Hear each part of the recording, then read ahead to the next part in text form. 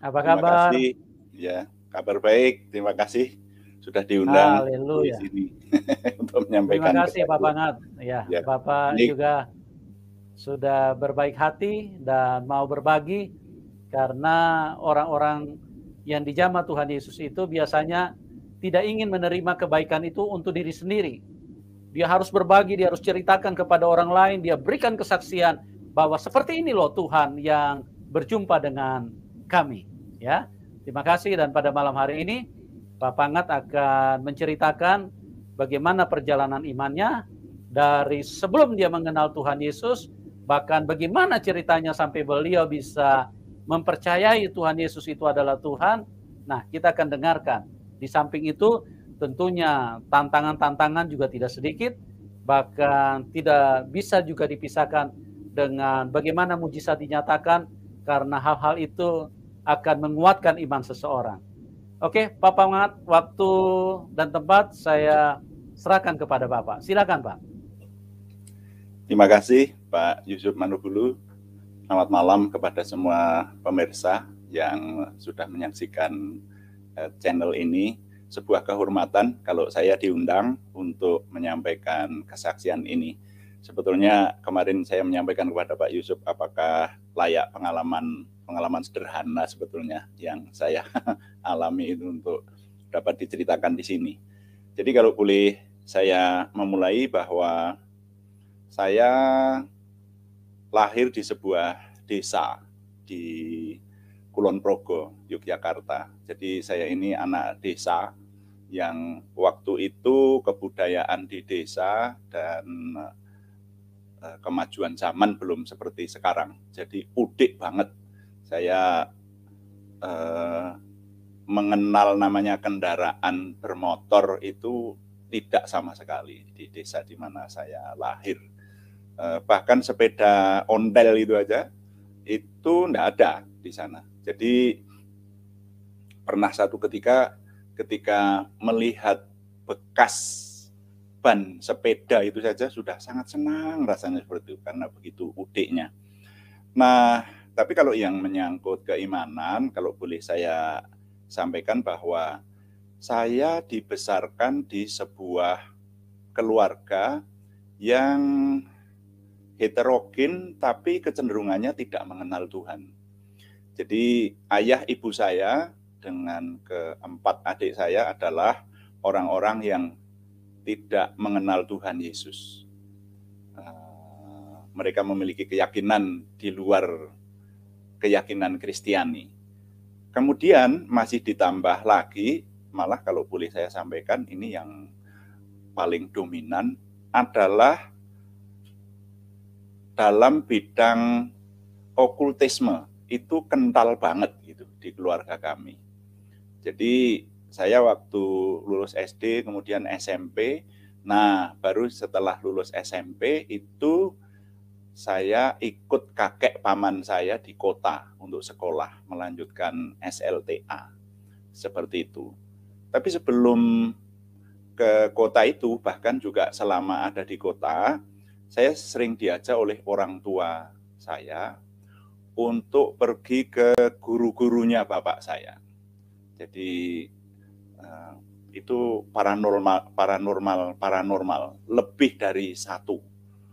Nah, sehingga kalau boleh saya sampaikan, masa muda saya itu diwarnai dengan 3 pengaruh besar.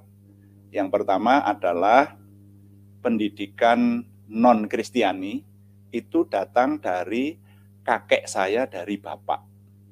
Kakek saya dari bapak itu bahkan di rumahnya itu dipakai untuk ibadah. Jadi dia punya rumah ibadah di rumahnya kakek. Sehingga kalau saya ke rumahnya kakek, tentu saja juga mendapat didikan itu di sana. Nah, sementara bapak ibu saya semuanya non-Kristiani. Bahkan bapak saya sempat dicalonkan menjadi mudin. Kalau di desa itu saudara-saudara tahu jabatan mudin itu ya. Nah, tapi nenek saya yang dari ibu itu seorang Kristiani. Hanya Kristianinya Kristiani di desa, jadi saya mengenal itu ya bisa disebut belum sungguh-sungguh atau tidak sungguh-sungguh tepatnya mengenal Tuhan yang sesungguhnya, karena nenek saya saja juga, saya tidak mau menyebutkan satu denominasi gereja ya. Jadi kalau saya di tempat nenek saya diajak sekolah minggu, tapi kalau di tempatnya bapak, di tempatnya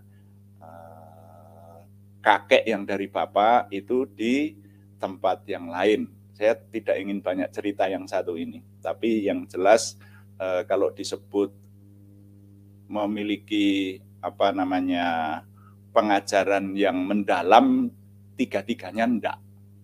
Tapi yang cukup terkesan bagi saya itu justru kehidupan yang bersangkutan dengan paranormal, saudara. Jadi saya oleh bapak saya itu diajak di tempat guru-gurunya bapak itu, bahkan ketika mau pindah ke kota untuk sekolah, itu tubuh saya dimasuki barang-barang. Saya enggak tahu apakah itu sulapan atau enggak, tapi yang jelas secara kasat mata saya melihat bahwa sang paranormal senior itu memegang sebuah benda, kemudian membaca mantra, kemudian kata bapak saya sih, itu menahan napas lama sekali sampai bergetar begitu, lalu benda itu dimasukkan di tubuh saya dan hilang, dan itu bukan hanya sekali, berkali-kali, semacam itu. Nah, oleh yang demikian, ketika saya sekolah di kota, itu terjadi pergumulan yang hebat. Pergumulan yang hebat karena saya mulai dewasa, mulai sadar bahwa dalam hidup ini nantinya agama apapun yang saya kenal waktu itu mengajarkan bahwa nanti di akhirat atau di dunia setelah kematian itu ada dua tempat, yaitu tempat kemuliaan atau gampangnya kita sering menyebut surga, tapi juga ada tempat hukuman, biasa kita menyebut neraka. Nah, kemudian hidup saya itu setelah pindah di kota, itu semakin bisa disebut semakin tidak terkendali. Saya juga agak malas menceritakan ini, karena saya jatuh bangun di situ, banyak jatuhnya. Terutama mengenai dosa-dosa orang muda, itu cukup menyiksa seperti itu, ya. Sehingga pada akhirnya karena keluarga di kota itu yang saya ikuti itu adalah keluarga Kristiani, saya kemudian baru mulai rutin sering ke tempat ibadah secara Kristiani. Tapi sebetulnya saya sendiri dengan adanya Yang Maha Kuasa itu masih menjadi pertanyaan. Pertanyaannya adalah, sebetulnya Yang Maha Kuasa itu ada atau enggak? Terus kalau ada, nah itu pergumulan yang saya alami waktu itu, Yang Maha Kuasa itu konsepnya ada banyak loh. Dan itu saya sengaja mencari. Makanya kalau saya boleh usul kepada Pak Yusuf dan tim nanti, kesaksian saya ini diberi judul Menemukan Kebenaran Sejati. Ini usul aja, menemukan kebenaran. Terima kasih. Karena begini, saya mengkalkulasi ya. Satu sisi saya dididik oleh keluarga saya yang non-Kristiani, bahwa Tuhan itu satu. Tuhan itu hanya satu oknum, satu pribadi, satu zat saja. Seperti itu. Dan itu juga dengan alasan-alasannya. Tapi sementara itu mereka, termasuk orang tua saya dan nenek saya yang sebetulnya orang Kristen, itu melakukan praktek bahwa keselamatan itu ada di kayu dan batu. Itu saudara, itu pernah saya alami. Benar-benar saya alami bahwa minta keselamatan itu kepada kayu dan batu, kepada nenek moyang yang sudah meninggal. Jadi kalau kami ini mau mengadakan hal-hal penting dalam kehidupan kami, katakanlah misalnya, maaf permisi bicara, waktu saya di Hitan begitu, saya harus minta restu kepada kuburan nenek-nenek moyang kita, nenek moyang kami, dan harus dengan pakaian yang bagus, datang harus pakai menyembah, semacam itu. Jadi saudara bisa memahami bahwa orang seperti saya yang masih remaja, masih pemuda, itu yang dipikir ya ke situ. Jadi keselamatan itu nanti kalau tidak menghormati arwah orang-orang yang sudah mati, begitu itu nanti bisa celaka seperti itu. Jadi keselamatan datang dari kayu dan batu. Nah, sementara dari bapak saya dan kakek dari bapak itu mengatakan bahwa keselamatan itu datang dari Tuhan yang hanya satu pribadi, seperti itu. Nah, ini yang ketika saya beranjak dewasa, kemudian saya penasaran. Saya semakin mencari, sebetulnya Tuhan itu ada enggak, dan kalau ada yang benar yang mana. Karena nanti semakin saya mempelajari, itu semakin bingung malahan. Kayak gitu. Yang sempat saya dapati, katakanlah misalnya saja yang bisa saya sebutkan, dan ini saya mencari buku-buku itu, buku-buku yang menjelaskan tentang adanya yang maha kuasa itu saya cari. Ada yang mengatakan bahwa yang maha kuasa itu disebut dewa-dewa. Mungkin banyak dari kita yang pernah menerima pelajaran bahwa ada kepercayaan yang mempercayai bahwa dunia ini yang membuat itu namanya dewa Brahma, kemudian yang memelihara dewa Wisnu, yang merusak dewa Siwa. Ini satu kepercayaan tersendiri. Dan kita, waktu itu saya menempatkan diri, saya tidak bisa mengatakan bahwa kepercayaan mereka itu salah. Loh, yang percaya kepada mereka itu jutaan orang loh. Dan mereka ini juga ada dokter-dokter, ada orang-orang intelek. Jadi kita tidak bisa sembarang menyalahkan, wah mereka itu salah, seperti itu. Itu prinsip saya pada waktu itu. Lalu saya jumpai lagi ada kepercayaan bahwa yang disembah itu, yang maha kuasa itu disebut Dewa Matahari. Atau bahasa mereka disebut Amaterasu Omikami. Itu saya cari waktu itu. Ya, ini pengalaman pribadi, karena bagi saya begini, saya pada waktu masih muda itu, saya membayangkan teman-teman saya yang sebaya itu kalau belajar ya, waktu mereka kuliah, waktu mereka belajar, itu mati-matian mencari ilmu untuk memperoleh ijazah, memperoleh gelar kesarjanaan. Dan itu belajarnya itu sampai semalam suntuk, bahkan ada yang seperti itu kalau menyatakan mau tes semacam itu.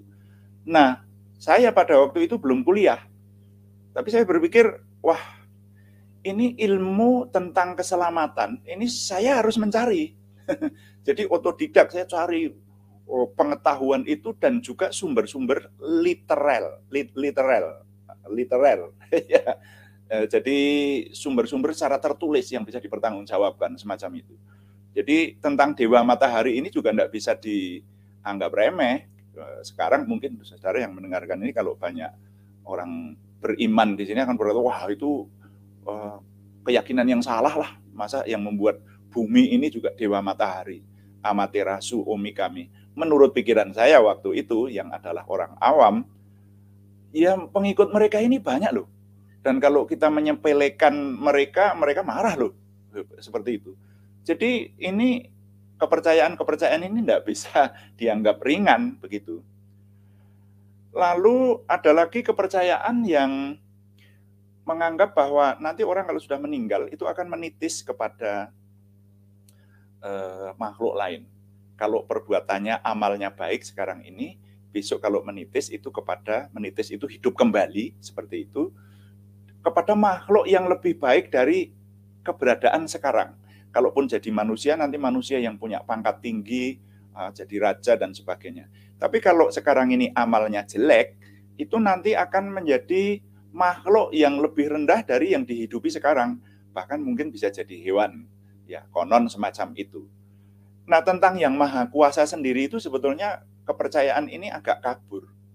Ya, saya mempelajari itu. Oh, kalau ini menyebut yang maha kuasa itu sebetulnya, lalu siapa yang maha kuasa itu tidak dijelaskan dengan jelas di situ, agak kabur.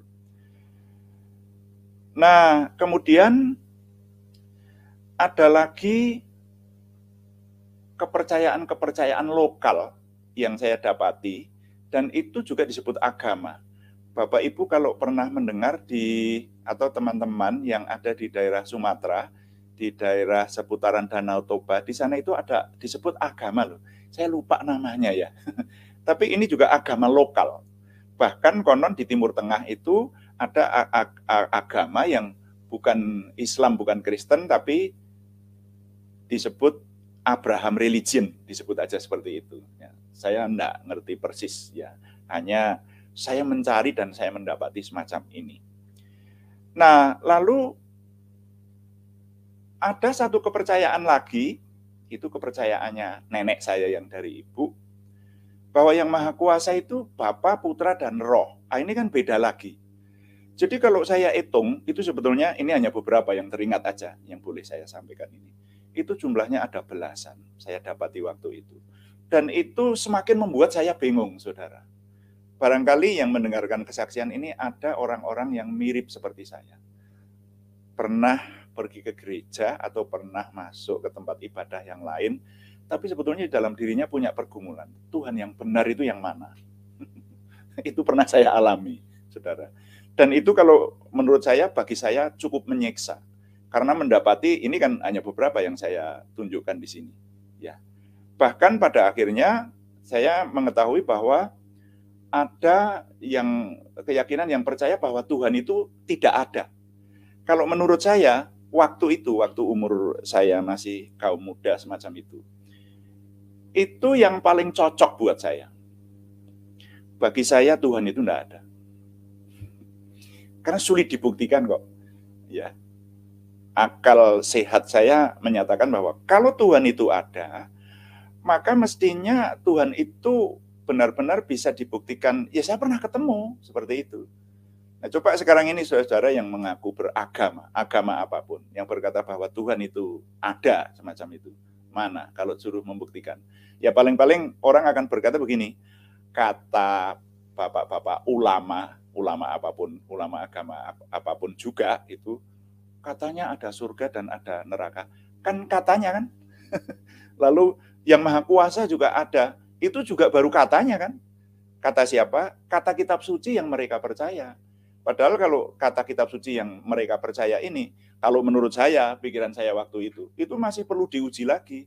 Kitab suci itu ditulis oleh siapa, nulisnya kapan, bisa dipercaya atau enggak, semacam itu. Itu kan perlu diuji. Kalau saya, akal sehat saya menuntut bahwa kalau nanti saya percaya kepada Tuhan, saya harus benar-benar meyakini banget bahwa Tuhan saya ini adalah Tuhan yang benar, seperti itu.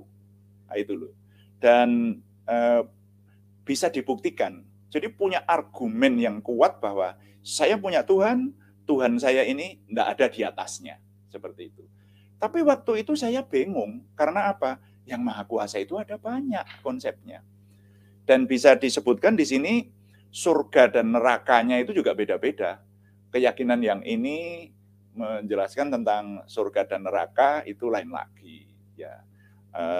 Nenek saya mengajarkan bahwa di kepercayaan yang dianut oleh nenek saya dari ibu, surga itu adalah tempat kenikmatan rohani, dikatakan semacam itu. Sementara nenek saya, kakek saya yang dari bapak mengajarkan bahwa di surga nanti kalau kita masuk surga itu isinya hanya tidur. Di situ itu dikatakan, ini kata kakek saya loh.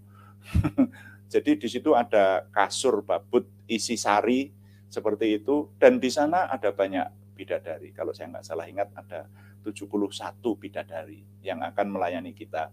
Nah itu kan beda-beda. Jadi surganya beda-beda, nerakanya beda-beda.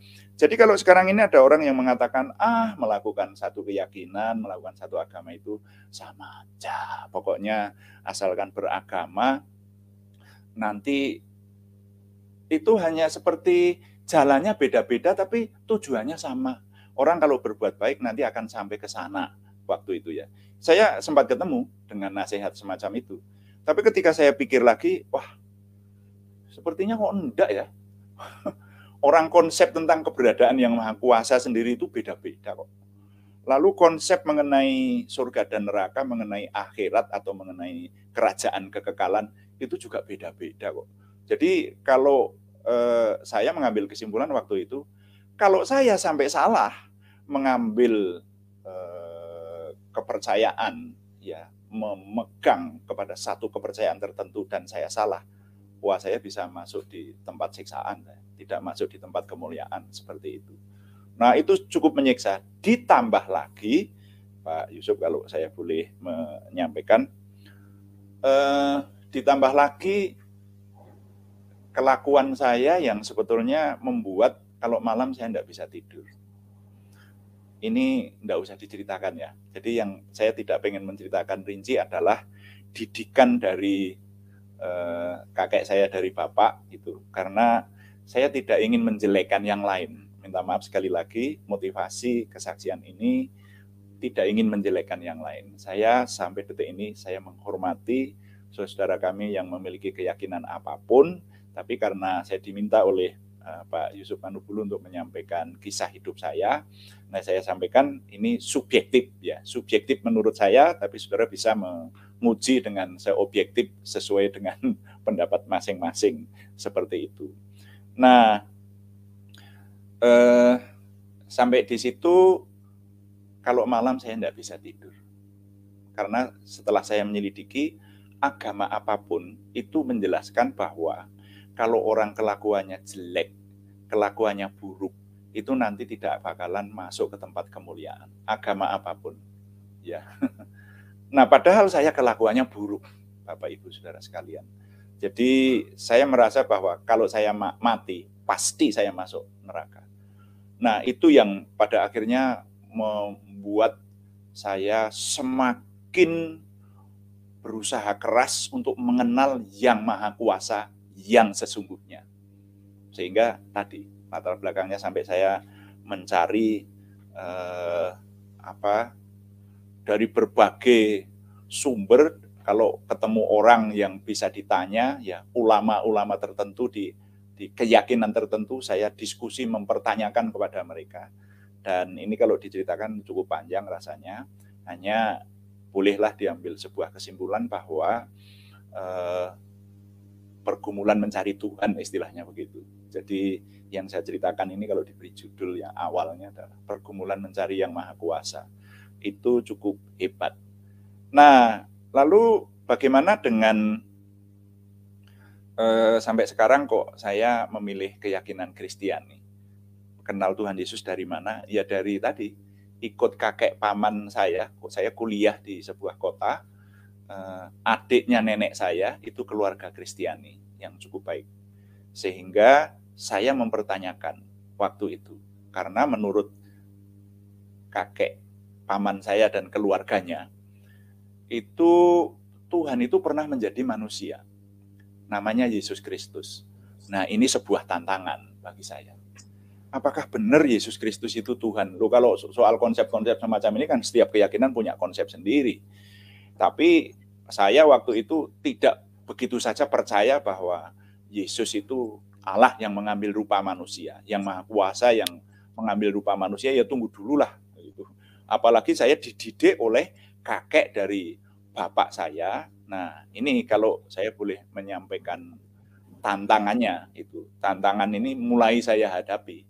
Karena kakek dari bapak saya rupanya melihat saya kemudian ikut nenek yang dari ibu itu yang kemudian sampai akhirnya disekolahkan di kota. Maka kakek yang dari bapak itu sangat pesan keras kepada saya. Dan pesannya itu terngiang sampai hari ini.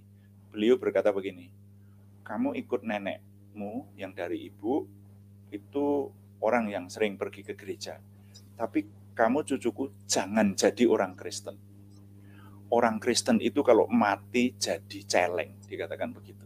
Celeng itu bahasa Jawa dari babi hutan. Itu sangat nancep banget dalam pikiran saya. Saya nanti kalau mati jadi babi hutan.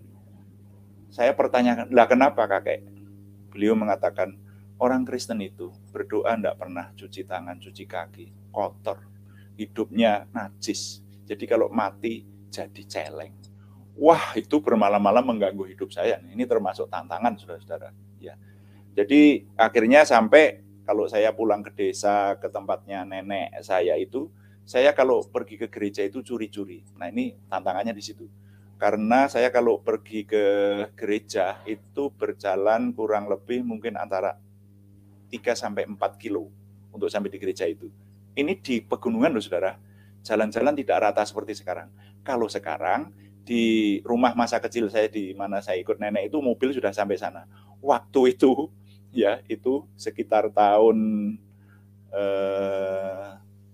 70-an ya.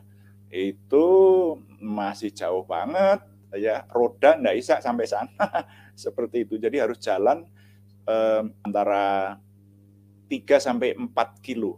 Dan saya kalau membawa buku nyanyian gereja itu, dan saya Kristennya belum sungguh-sungguh loh saudara, ya saya baru ikut-ikutan aja keluarga yang di Magelang itu. Yang saya ikuti itu adiknya nenek saya itu, ya sudah pergi beribadah gitu. Tapi dalam diri saya masih banyak pertanyaan mengenai keberadaan Tuhan itu sendiri. Ya, karena orang Kristen tidak bisa loh kalau berkata bahwa Tuhan yang paling benar adalah Tuhan saya. Tunggu dulu, orang lain itu berani mati untuk kepercayaannya kok. Karena itu ada keyakinan kuat mengenai konsep Tuhan mereka. Gitu. Nggak bisa semacam ini. Saya menempatkan diri di tempat yang netral, tapi secara fisik saya sudah sering pergi ke gereja untuk beribadah.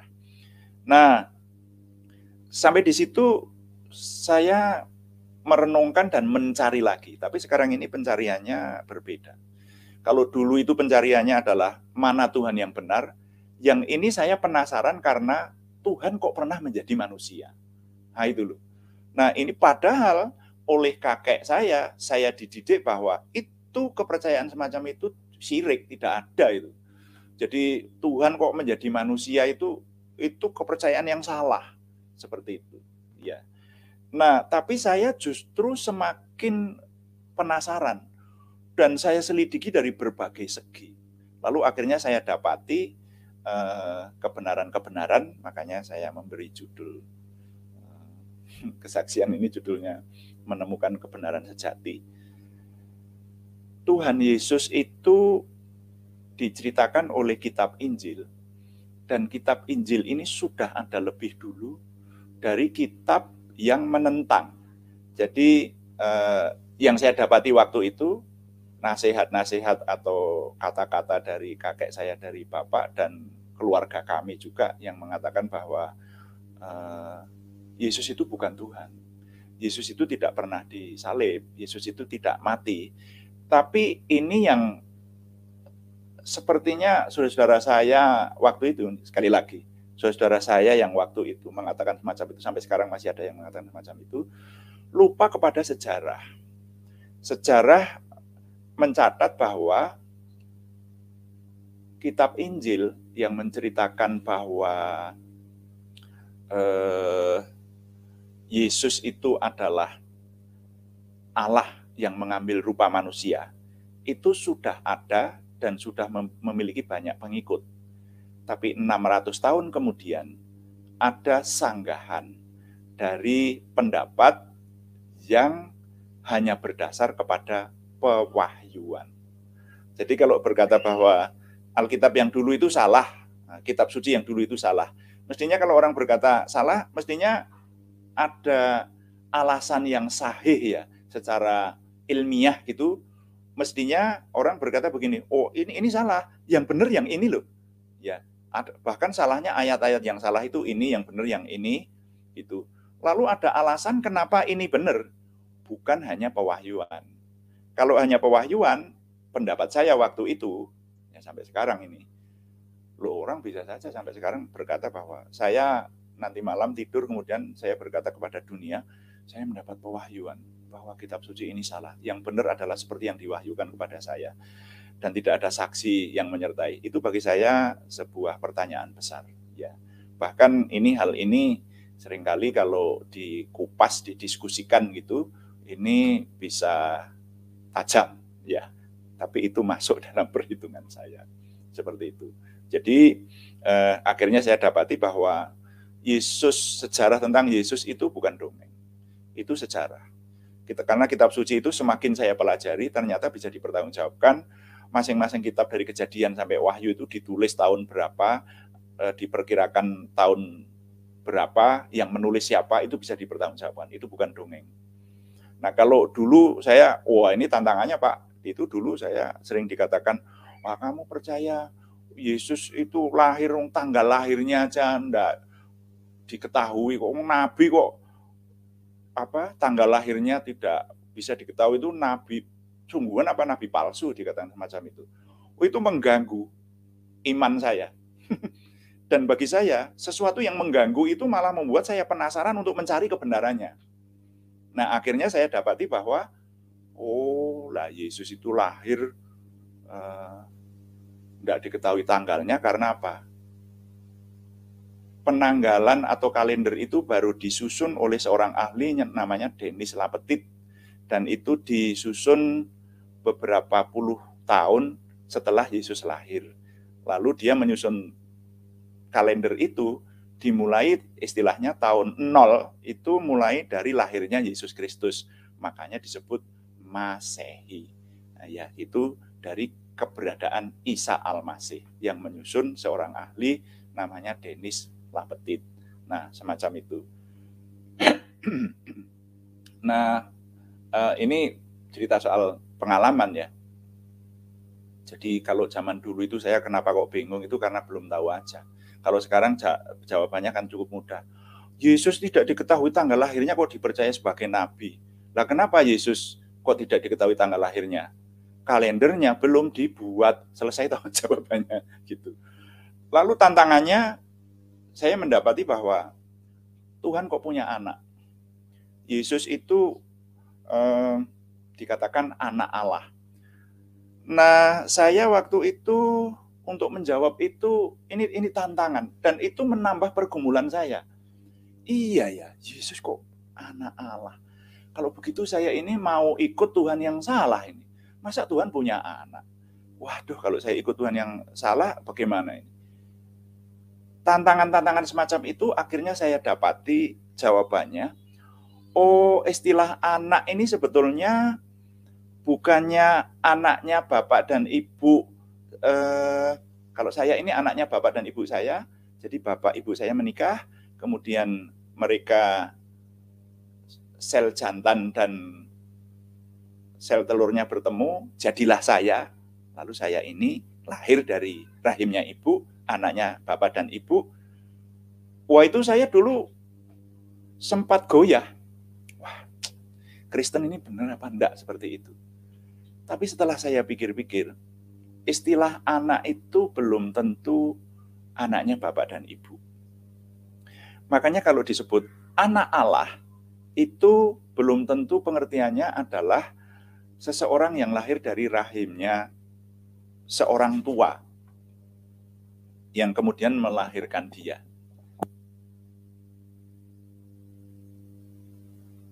Minta maaf kalau saya permisi bicara istilah duniawi saja.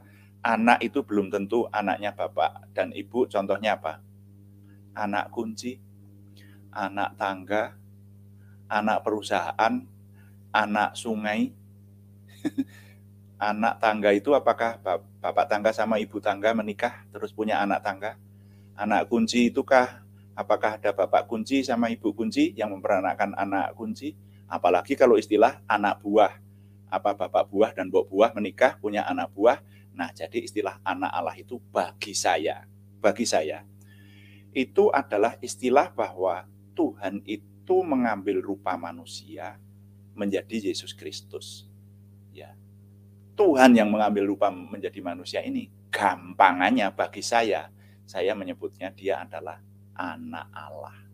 Karena dia diperanakkan melalui rahimnya Maria dan oleh Roh Kudus. Jadi pengertiannya bukannya Bapa, Allah Bapa itu menikah dengan Maria, kemudian bersetubuh, minta maaf, permisi bicara, lalu punya anak Yesus Kristus, bukan seperti itu. Ya, tetapi ya kalau membaca di kitab Injil cukup jelas sih dijelaskan di sana bahwa Roh Kuduslah yang membuat Maria mengandung, lalu akhirnya melahirkan Yesus Kristus. Jadi Pak Yusuf, kalau boleh saya katakan tantangan-tantangan yang saya hadapi itu sebetulnya tantangan-tantangan kalau menurut saya ilmiah. Jadi kalau sampai kepada ancaman sih enggak. Tetapi lebih banyak saya berdebat dengan bapak saya segala itu, yaitu mempertanyakan sebetulnya imanmu ini benar atau enggak, seperti itu. Itu Pak, itu tantangan yang saya hadapi. Nah, tapi kalau boleh saya menambahkan, sebelum saya lupa. Setelah saya sungguh-sungguh dalam Tuhan, karena saya jadi orang Kristen itu tidak sungguh-sungguh dulu. Saya jadi orang Kristen sudah baptis dulu, baptis percik, tapi hidup saya nggak keruan. Saya jatuh dosa, nah ini yang nggak ingin saya ceritakan juga, karena masa kelam itu namanya hidup lama itu nggak enak kalau diceritakan. Tetapi ini yang akhirnya membuat saya kalau malam nggak bisa tidur lagi, karena saya takut masuk neraka.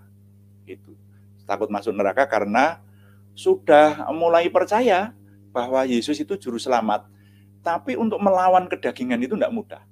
Barangkali saudara yang mendengarkan kesaksian saya ini ada yang semacam itu. Sekarang saya setelah oleh anugerah Tuhan melayani Tuhan dan sering ketemu dengan orang-orang semacam ini, ternyata ya oleh anugerah Tuhan cukup banyak ya orang-orang yang sebetulnya masuk gereja, katanya orang Kristen, tapi sebetulnya dia kalau ditinjau dari firman Tuhan yang ada di kitab suci, dia nggak layak masuk surga. Jadi orang Kristen itu banyak, tapi kalau murid Tuhan Yesus itu tidak semua orang Kristen. Ya, coba aja, nanti ada orang yang cirinya gampang. Kalau nanti malam dipanggil Tuhan, yakin nggak masuk surga? Seperti itu. Jawaban saya waktu itu, enggak yakin. Walaupun saya sudah baptis waktu itu, tetapi hidup saya tidak menunjukkan bahwa saya adalah orang yang layak masuk surga. Itu membuat saya sulit tidur. Ini serius loh, ini bukan hanya buah bibir sulit tidur, tapi memang ya ada rasa takut seperti itu. Yang ini kalau diceritakan panjang, ini yang mau saya persingkat saja. Akhirnya saya memiliki pergumulan rohani, ya.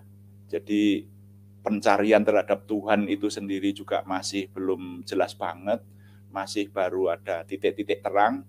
Di samping itu punya pergumulan pribadi yang membawa kesadaran bahwa kalau saya menjadi orang Kristiani tapi dengan model semacam ini, sudah pasti tidak masuk surga. Nah, kalau boleh saya persingkat, akhirnya waktu itu saya bekerja di perusahaan swasta. Nah, saya mengeluh sama atasan saya itu orang beriman. Saya katakan bahwa saya punya pergumulan berat dalam hidupku. Lalu akhirnya dia menyarankan untuk ketemu dengan seorang tokoh di Salatiga, namanya Pendeta Basuki Probowinoto. Pendeta Probowinoto ini pendiri UKSW dan juga pendiri salah satu sinode gereja. Dia tokoh yang dulu adalah anggota MPRS, jadi bukan MPR, anggota MPRS. Saya baru tahu bahwa orang ini ternyata sekarang diusulkan untuk menjadi pahlawan nasional. Hari-hari ini sedang diusulkan. Nah, saya datang pada orang itu, lalu singkat cerita, kalau saya ceritakan panjang ini, dan lucu, agak konyol juga, tapi saya sampai masih ingat tanggalnya, tanggal 3 Agustus tahun 1982. Saya datang kepada beliau, dan kebetulan di rumahnya itu ada persekutuan. Saya tidak sengaja ikut ke persekutuan itu, karena ya saya kesini ini sebetulnya pengen mencari Tuhan, dan pengen mencari supaya beban yang seperti digembok di dalam tubuh saya, akibat dosa-dosa tadi loh, akibat dosa-dosa itu, rasanya itu, waduh, berat begitu. Mungkin ada di antara saudara yang semacam ini, sama aja. Ini juga sebuah pergumulan yang seharusnya diselesaikan semacam itu. Saya pernah mengalami semacam itu. Dan saya datang kepada pendeta saya waktu itu, pendeta saya mendoakan saya, tapi pergumulan saya tidak hilang. Gitu.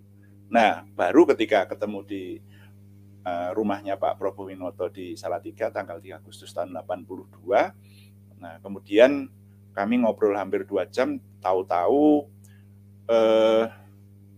beliau berkata, saya tak mandi dulu, nak banget, gitu. Monggo Pak, gitu. Saya disuguhin minum begitu, jangan pulang ya sebelum berdoa bersama saya, dia bilang begitu. Lalu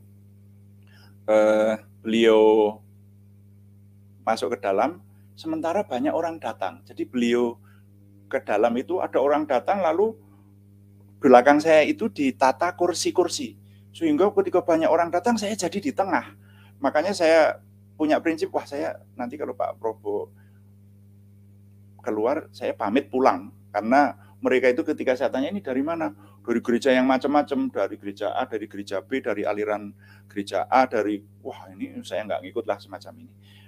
Saya persingkat aja ya, ketika Pak Probo keluar, persekutuan dimulai. Waduh, saya jadi putus asa, karena kalau mau melangkai orang-orang kan nggak enak. Lalu akhirnya ya sudah, saya terpaksa ikut aja. Terpaksa ikut. Nah ketika terpaksa ikut, kemudian ya sudah mereka nyanyi, saya ikut nyanyi sebisanya. Lalu mereka itu melakukan apa yang sekarang dikenal sebagai penyembahan dengan bahasa-bahasa lain semacam itu. Saya waktu itu heran, malah seperti ini orang-orang ini ngapain menurut saya, karena mereka bilang waktu itu persekutuan itu, kata persekutuan itu asing buat saya. Karena di gereja saya yang dahulu nggak dikenal kata persekutuan.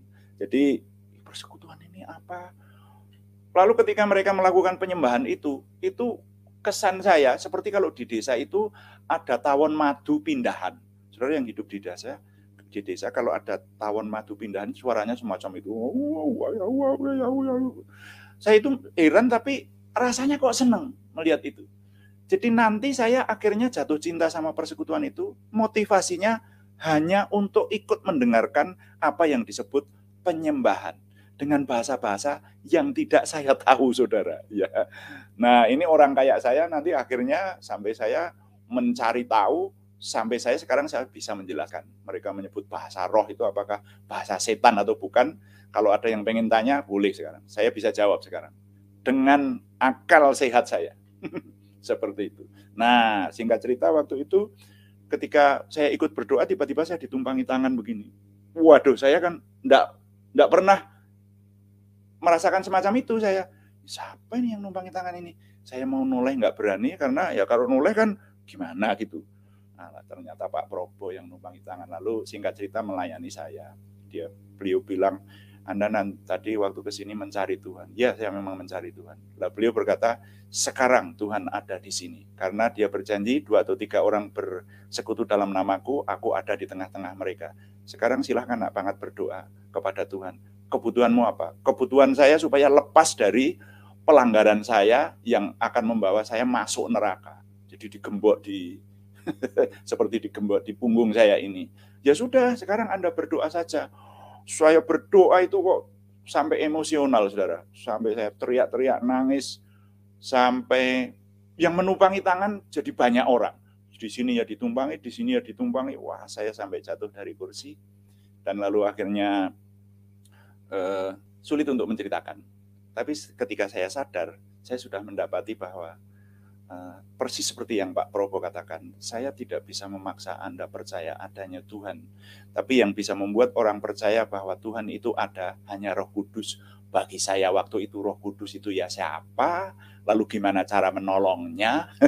Tapi ternyata saya waktu itu terus mengalami. Jadi saya tiba-tiba diberi sebuah anugerah bahwa saya merasa di dalam diri saya ini ada oknum yang kudus yang bertahta di sini. Waktu itu 3 Agustus tahun 82.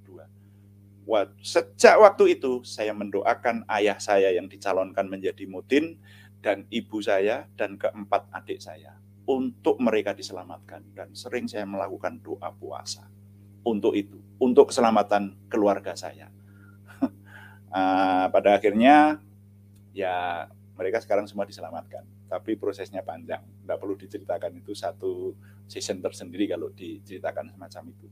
Nah, jadi Pak Yusuf, kalau tadi saya dibekali untuk menceritakan mukjizat yang saya terima, wah kalau ini mukjizat bahwa bapak saya yang tadinya dicalonkan mutin kok sekarang percaya kepada Tuhan. Ibu saya sebelum dipanggil Tuhan, ibu saya sudah dipanggil Tuhan, itu percaya Tuhan. Adik-adik saya yang keempat itu kemudian, itu prosesnya bukan seketika loh saudara, bertahun-tahun saya bergumul terus gitu. Dan saya tadi kalau boleh menambahkan, orang-orang yang menumpangi tangan waktu saya di persekutuannya Pak Probo tadi, akhirnya saya kemudian ikut di persekutuan itu. Nah akhirnya orang yang menumpangi tangan itu salah satunya jadi mertua saya.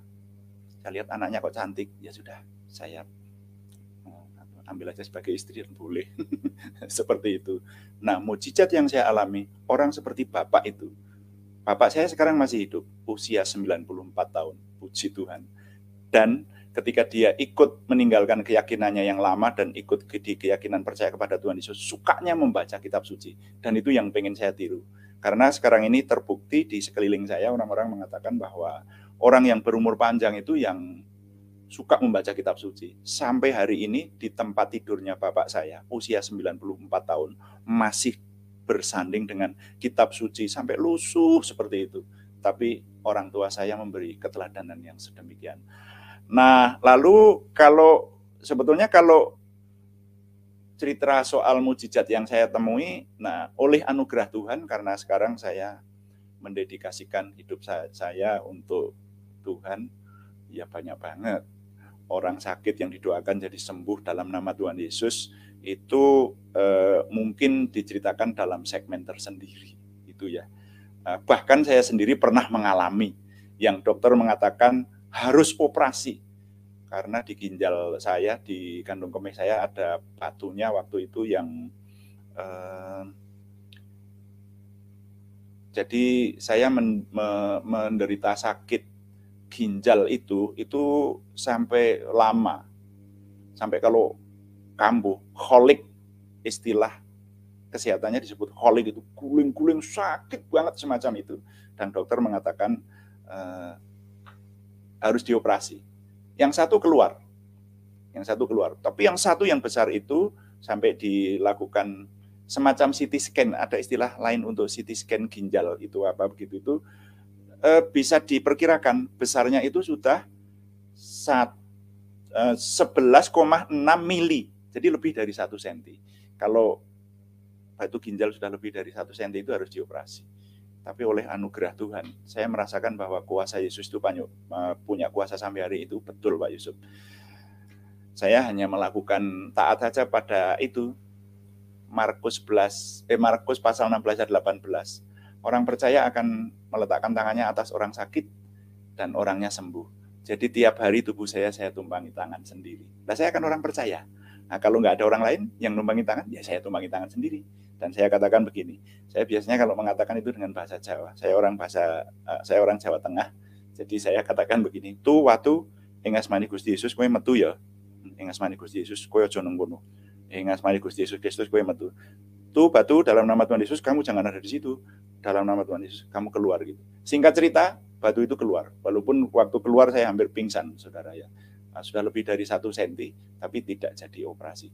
Jadi nama Yesus itu punya kuasa. Nah, itu yang akhirnya juga menambah bahwa Yesus itu Allah yang mengambil rupa manusia. Karena apa? Lah, ketika saya sudah mulai bertobat, sudah lahir baru, saya habis tanggal 3 Agustus tahun 82 tadi, saya sekarang hunting kesaksian.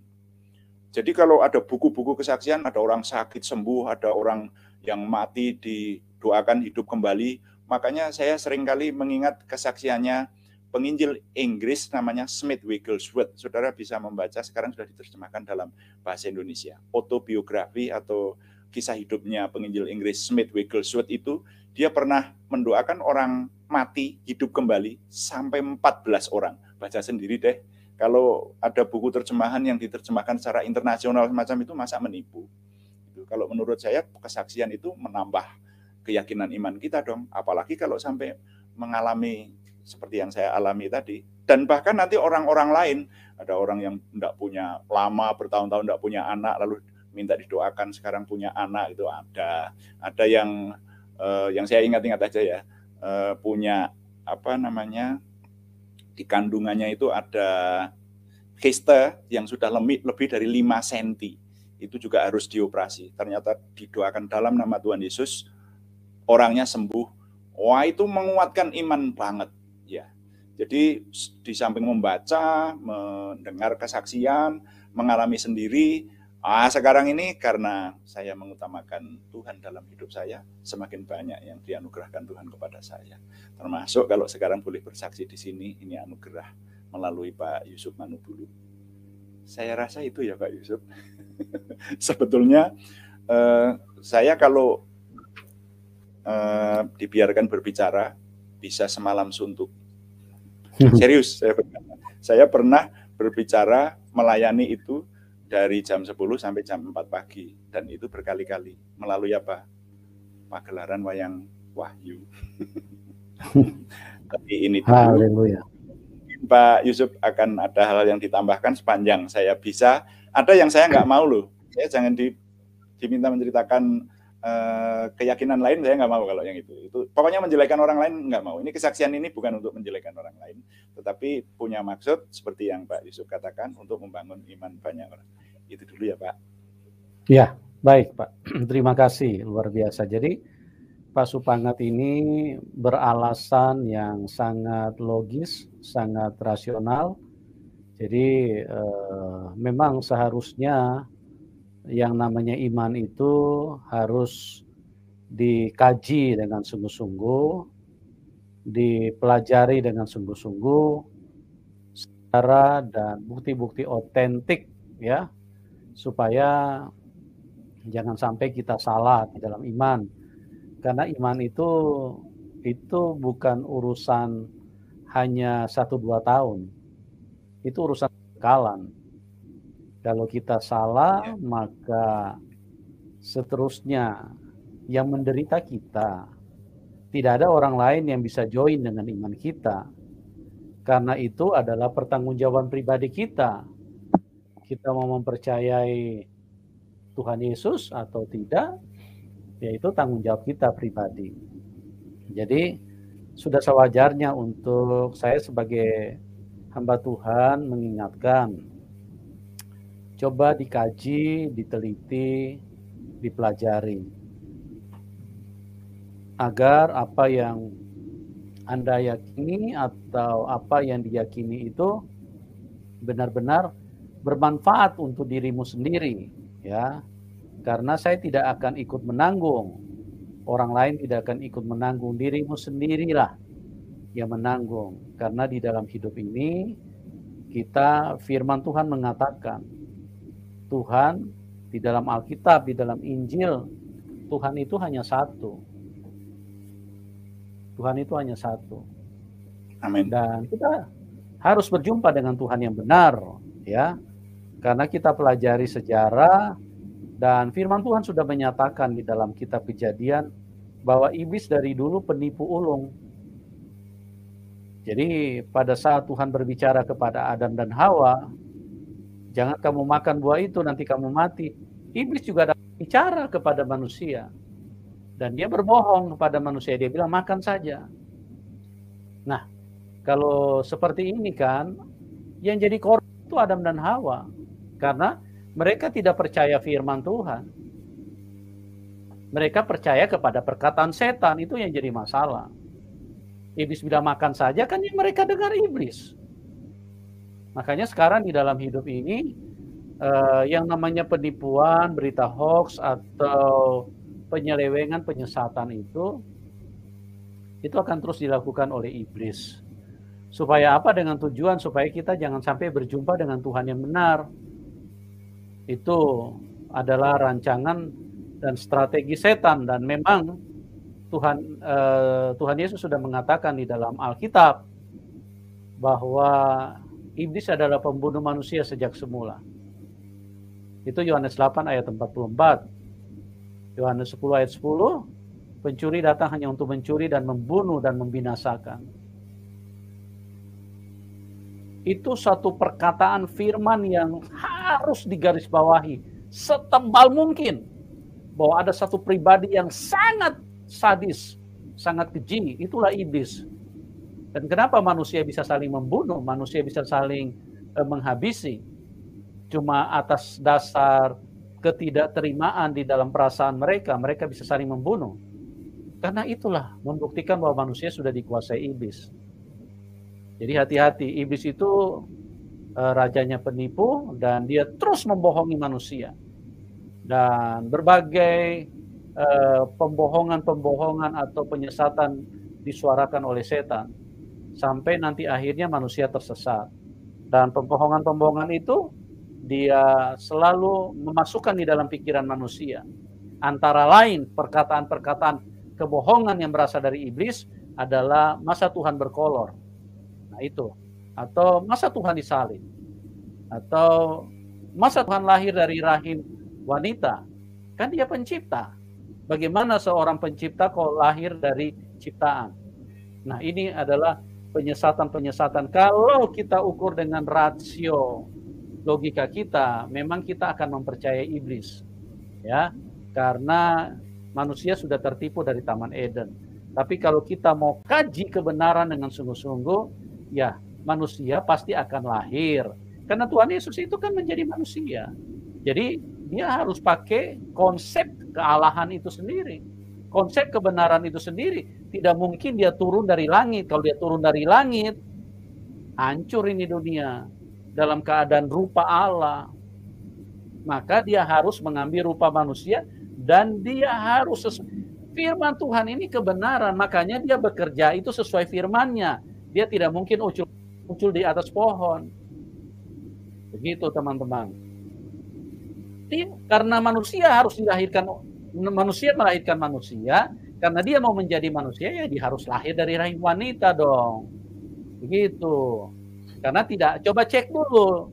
Jangan-jangan ada planet lain yang ada manusia tidak lahir dari manusia. Mungkin lahir dari makhluk lain, ya. Nah, itu. Makanya jadi orang itu cerdas, pintarlah, dan jangan mau dibodohi setan. Setan itu rajanya penipu. Dan dia berkata, masa Tuhan mati disalib? Ingat, saya katakan Abraham itu, kenapa Abraham diperintahkan Tuhan untuk pergi korban sembeli anak kandungnya? Abraham itu kan satu tokoh yang sangat dihormati dan sangat memberikan suatu berkat yang luar biasa bagi manusia. Ya, bahwa imannya, dia adalah bapak orang percaya. Dan kenapa dia disuruh untuk mengorbankan anaknya? Supaya manusia diberitahu bahwa satu ketika bapak yang baik itu, tadi yang sudah dijelaskan oleh Bapak Nat, bukan karena Allah itu kawin, punya ibu dan ini. Itu karena orang yang sangat sesat, orang yang sangat bodoh pikirannya, orang yang logika mampet kemana-mana. Makanya mereka selalu berpikir kalau dibilang anak Allah, maka ada Allah yang kawin dan cari ibunya, cari bidannya. Ya, tapi kalau kita mau berpikiran secara luas, maka ini bukan berbicara soal seksualitas, ya, kecuali orang-orang yang pikirannya seksualitas terus, makanya semuanya diarahkan ke seksualitas. Jadi Tuhan tidak seperti itu. Nah, jadi bahwa Tuhan Yesus itu adalah sang kebenaran yang menjadi manusia. Kenapa? Karena dia sudah memberitahu bahwa di zaman Abraham itu ada Tuhan perintahkan dia sembelih anakmu. Nah, pesan apa yang Tuhan ingin berikan kepada manusia? Supaya manusia ini cerdas dan mengerti bahwa Tuhan akan melakukan sesuatu supaya kamu paham bahwa nanti satu ketika Bapa yang baik itu akan mengorbankan sendiri anaknya, yaitu Tuhan Yesus mati di kayu salib. Nah, itu kebenarannya. Cuma iblis mengintimidasi manusia dengan pikiran-pikiran setan, dia racun di dalam pikiran banyak manusia, sehingga apa? Orang berpikir, masa Tuhan mati disalib? Masa ada Tuhan berkorban? Itu loh anak Abraham itu loh dikorbankan, gitu teman-teman. Ya, apa yang kami bagikan mudah-mudahan bermanfaat, mudah-mudahan bisa berguna bagi teman-teman. Tapi kalau Anda anggap tidak berguna, ya sudah, silakan ditinggalkan saja. Toh yang rugi kan kita sendiri, ya. Kami ini mengasihi siapapun, kami bagikan kebenaran ini supaya kita benar-benar bisa melihat bahwa seperti apa Tuhan dengan manusia. Karena kalau kita bilang Tuhan Maha Kuasa, bagaimana mungkin kita katakan Dia Maha Kuasa kok kita tidak pernah merasakan kuasanya? Ya, kita pribadi, iman itu pribadi loh. Kita bisa mengatakan Dia Maha Kuasa berdasarkan apa? Ya, misalnya saya bilang Pak Pangat ini orangnya pintar wayang, berdasarkan apa? Kalau saya tidak pernah melihat dia main wayang, berarti saya ngarang-ngarang. Jadi kalau kita bilang Tuhan Maha Kuasa, kalau kita tidak pernah rasakan kuasanya dan tidak terbukti di dalam hidup kita, ya berarti saya bohong dong. Gitu, teman-teman. Untuk memahami tentang Tuhan itu sebetulnya simpel sekali, ya. Jadi kita dengan sungguh-sungguh, jangan sampai kita tersesat, ya. Kalau kita bilang Tuhan pengasih dan penyayang, nah dari ayat-ayat firman Tuhan terbukti. Tuhan Yesus bilang, jika kamu ditampar pipi kanan, kasih pipi kirimu.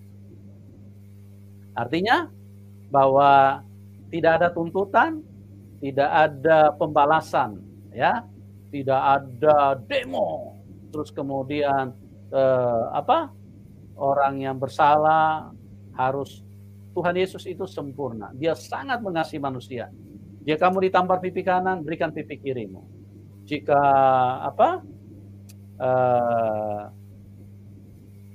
berdoalah buat musuh-musuhmu, ya, mintalah berkat buat mereka. Luar biasa, terlalu banyak ayatnya tuh. Sama dengan Pak Pangat bilang, kalau dikasih waktu yang panjang, dia bisa sampai jam 4 subuh bisa ngomong terus, ya. Bahkan mungkin bisa sampai 4 bulan ke depan kita bisa ngomong terus ini kalau kita punya waktu yang panjang, ya. Tapi karena kita dibatasi waktu, dan saya berdoa sekali lagi apa yang kita bagikan ini bisa bermanfaat, bisa membuat kita menerima kasih karunia Tuhan. Nah, Pak Pangat, saya mungkin ingin menyampaikan sesuatu, atau mungkin Bapak yang sebagai narasumber pada malam hari ini, kira-kira pesan apa yang Bapak bisa berikan kepada teman-teman yang belum kenal Tuhan? Ya, jadi Bapak bisa bagikan supaya kita sudah menerima kasih karunia Tuhan, jangan sampai kita sendiri yang mengalaminya, tapi biarlah kita bisa berbagi pada malam hari ini. Kira-kira pesan apa yang Bapak bisa bagikan singkat saja bagi teman-teman yang belum kenal Tuhan, ya? Atau mereka sedang di persimpangan, mereka sedang mencari siapa Tuhan itu. Seperti Bapak tadi, ya. Jadi Bapak bisa bagikan ya sesuatu singkat saja, dan kita berdoa supaya pesan itu bisa jadi berkat buat banyak orang. Silakan, Pak. Ya. Kalau saya berdasarkan pengalaman tadi, maka pesan saya, kalau ada saudara yang sekarang ini sedang mencari Tuhan, gitu, itu silahkan dicari konsep tentang Tuhan dan dibandingkan, lalu nanti benar-benar mohon kepada Tuhan yang Maha Kuasa. Sampai sekarang ini saya mendapati banyak cerita bahwa orang-orang yang melakukan doa dengan sungguh-sungguh, minta supaya Tuhan menolong, menunjukkan diri orang-orang yang mencari Tuhan, itu akhirnya ketemu kebenaran Tuhan dari keyakinan apapun. Nah, kalau saya boleh menyampaikan, justru bagi saya waktu itu satu serangan yang ditujukan kepada keyakinan saya waktu itu justru saya gumuli. Jadi kalau dikatakan keyakinanmu itu punya kelemahan, kelemahannya ini, itu saya tidak sakit hati. Tapi saya gumuli, saya cari kebenarannya. Semakin banyak dicerca orang, itu sampai sekarang, sampai ketika sekarang saya percaya kepada Tuhan Yesus, kalau mungkin ada konsep yang lebih tinggi dari Tuhan Yesus yang saya percaya ini, saya pindah agama nggak masalah. Ya. Tapi sampai sekarang ini saya jumpai, tidak ada. Yang paling tinggi ya, Yesus itu menjadi manusia, itu ya dan amin, dan Yesus itu juru selamat, menjadi imam besar agung kita, itu tidak terbantah. Nah, karena itu kalau ada yang sekarang ini masih ada dalam pergumulan semacam itu, saran saya adalah berdoa kepada Tuhan yang Maha Kuasa. Sebetulnya kalau bisa ditambahkan, ini dulu saya lakukan, tadi belum saya ceritakan. Saya dulu mencari Tuhan itu sampai saya seperti seorang musafir yang berdiri di padang gurun. Tapi waktu itu saya hanya masuk di kamar, lalu saya kunci kamar dan saya berteriak kepada Tuhan.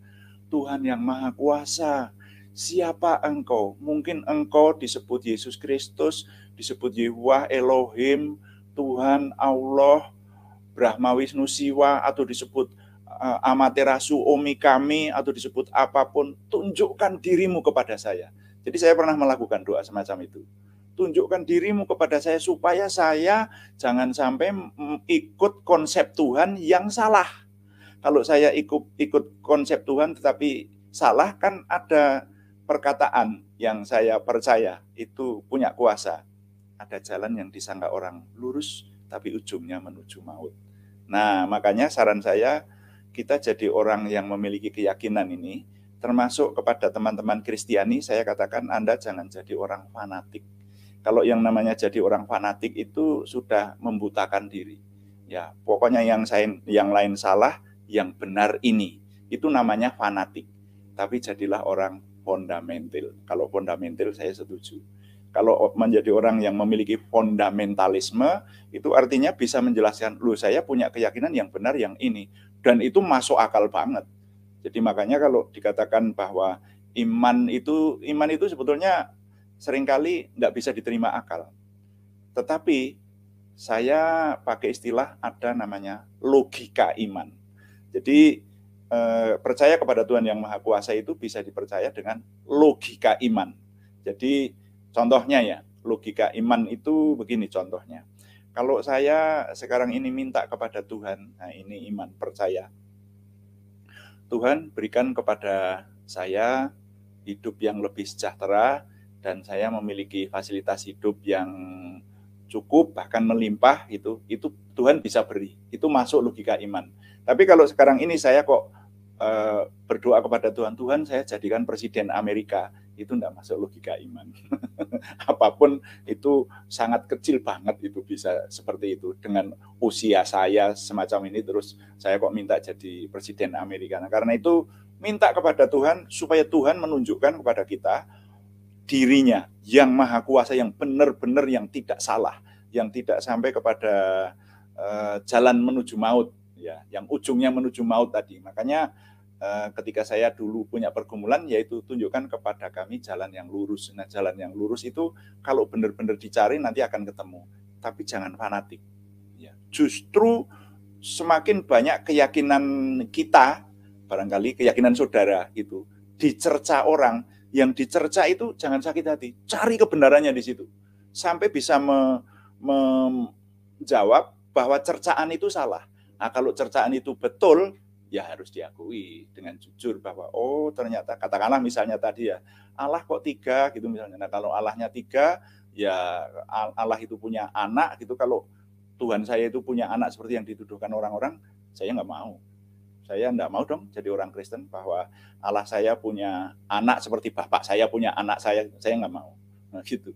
Tapi akhirnya kan saya dapati tuduhan banyak orang yang mengatakan bahwa Allah kok punya anak gitu. Istilah anak Allah itu sebetulnya bagi saya artikan Allah yang mengambil rupa manusia. Gampangannya kita menyebut anak Allah seperti itu. Jadi kesimpulannya Pak Yusuf, kalau saya diperkenan untuk menyampaikan pesan, ini pesannya adalah minta kepada Tuhan, berdoa, kalau perlu doa tengah malam, atau sering teman-teman mengistilahkan sholat tahajud, minta supaya ketemu Tuhan yang sungguh-sungguh. Orang-orang yang melakukan itu ternyata banyak yang mendapat loh.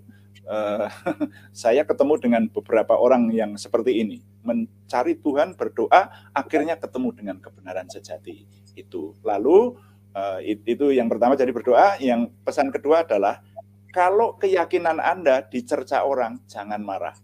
Justru cercaan itu menjadi anak tangga untuk mencari kebenaran yang benar-benar tidak terbantah. Karena saya setuju dengan Pak Yusuf Manubulu yang mengatakan bahwa Tuhan itu kebenaran, dan Tuhan itu hanya satu. Dan kebenaran Tuhan itu tidak terbantah. Pasti. Hikmatnya Tuhan itu tidak terselami. Tidak bisa dibantah. Itu saja Pak Yusuf. Terima kasih. Oke. Terima kasih Pak. Luar biasa sekali. Jadi artinya berdoa sungguh-sungguh ya, karena Tuhan itu salah satu kerinduan Tuhan adalah Dia rindu untuk supaya semua manusia mengenal Dia. Dia rindu supaya Dia bisa melakukan yang terbaik buat hidup manusia. Makanya kita kenal Dia pengasih dan penyayang, ya. Kalau kita bilang Dia pengasih dan penyayang, kita tidak pernah alami kasihnya, ya berarti kita sedang berbohong kepada orang lain. Tapi kalau kita bilang dia Tuhan pengasih dan penyayang, iya, kasihnya harus kita rasakan. Seperti yang Tuhan lakukan, Tuhan itu sangat rindu. Jadi kalau kita minta, bahkan kalau perlu sedikit nantang, tapi nantangnya itu dalam pengertian kita sedang mencari kebenaran itu. Kita sedang ingin rindu mendapatkan kebenaran itu. Jadi kita bisa tantang Tuhan Yesus, ya, kalau memang Engkau benar-benar Tuhan, tunjukkan kepada saya. Nah, kalau dia Tuhan yang benar, dia pasti akan tunjukkan. Ya, dia pasti akan tunjukkan. Saya percaya sekali, bukan hanya 100%, triliun persen saya percaya. Kalau Anda minta dan Anda memang benar-benar mencari kebenaran, Tuhan akan menunjukkan karena dia Tuhan yang baik. Tapi kalau Anda cuman punya tujuan yang tidak benar, ya jangan Anda minta, karena Anda sampai sampai putus semua gigimu, Anda tidak akan dijawab Tuhan, karena Tuhan Maha sempurna, dia tahu apa akan, ya. Tapi kalau Anda sungguh-sungguh, saya jamin ribuan triliun bahwa Tuhan akan diri kepadamu. Asal engkau minta sungguh, Tuhan Yesus tunjukkan kalau memang benar-benar engkau adalah Tuhan. Dia bisa membuktikan, karena memang dia maha kuasa. Dia maha kuasa, dia maha hadir, dia maha mendengar. Inilah yang disebut dengan yang maha kuasa.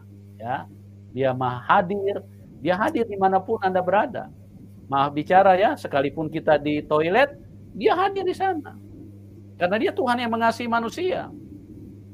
Dia sangat ingin supaya manusia yang diciptakan di dalam kesempurnaan, supaya manusia hidup.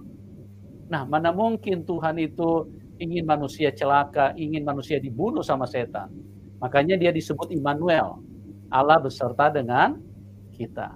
Ya, jadi itulah yang kita rasakan di dalam Tuhan Yesus, sungguh luar biasa. Dan ikut Tuhan itu kita perlu pastikan dari sekarang, jangan sampai terlambat teman, karena waktu kita ini singkat. Ya, kita punya waktu, siapa yang tahu? Mungkin Anda tinggal punya 2 jam, siapa yang tahu, ya. Tapi masalahnya bukan berapa hari Anda hidup di dalam dunia, bukan berapa tahun, ya. Masalahnya sudah siap belum ketemu Tuhan. Nah, kalau belum siap ketemu Tuhan, begitu Anda mati langsung diterkam setan, ya. Karena apa? Karena di dalam hidup ini hanya ada 2 kuasa, Tuhan dan setan. Kalau kita tidak percaya kepada kasih Tuhan, maka dari Taman Eden itu sudah dijelaskan oleh firman Tuhan, ya. Dari Taman Eden sudah dijelaskan bahwa hanya ada 2 kuasa. Bagaimana Tuhan hadir, setan juga nggak mau ketinggalan. Dia datang, dia hadir, dan dia membunuh manusia. Nah, itu kalau Anda bertanya, bagaimana kuasa setan bisa menjadi nyata di dalam hidup manusia?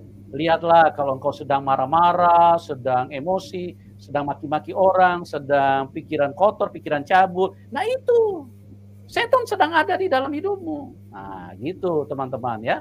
Jadi gampang sekali membedakan, karena tidak ada yang lain-lain di dalam hidup ini. Hanya Tuhan dan setan. Jadi sebab itu pastikanlah, jangan sampai salah di dalam memilih, jangan sampai kita salah di dalam menentukan iman kita. Carilah dengan sungguh-sungguh, supaya kita benar-benar menerima apa yang menjadi rancangan Tuhan di dalam hidup kita. Oke, teman-teman, bagi Anda yang diberkati, bisa dukung Pak Supangat, karena beliau sekarang ini sedang aktif di dalam memberitakan Injil. Jadi bukan hanya sekedar menjadi orang Kristen, tapi beliau melakukan pelayanan yang beliau lakukan bentuk wayang, ya. Nah, kalau Anda punya acara, Anda senang wayang, bisa undang beliau. Adalah seorang pakar dan orang yang berkecimpung di dalam dunia wayang, ya. Ada juga satu yang di Jogja, itu juga sama, Pak Niel, ya. Dia teman, ya, dunia perwayangan, ya.